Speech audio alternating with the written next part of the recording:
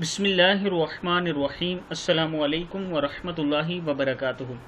عابد راجہ channel کی طرف سے آج میں اپنے دوستوں کو رسول اللہ صلی اللہ علیہ وآلہ وسلم کی دعوت کا ایک واقعہ سناؤں گا۔ اس سے پہلے میں اپنے تمام دوستوں سے گزارش کروں گا کہ اگر آپ نے ابھی تک میرے چینل کو سبسکرائب نہیں کیا تو ضرور کر لیں۔ تو شروع کرتے ہیں۔ بسم اللہ الرحمن الرحیم۔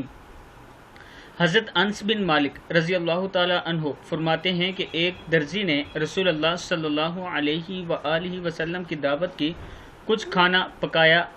حضرت انس رضی اللہ تعالی عنہ کہتے ہیں میں بھی آپ صلی اللہ علیہ وآلہ وسلم کے ساتھ اس دعوت میں گیا۔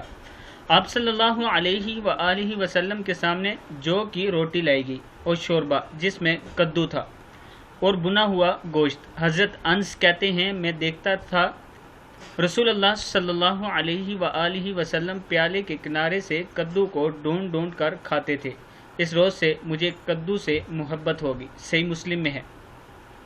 یعنی رسول اللہ صلی اللہ علیہ وآلہ وسلم کدو کو شوق سے کھاتے تھے، ان کی پسندیدہ سبزی تھی۔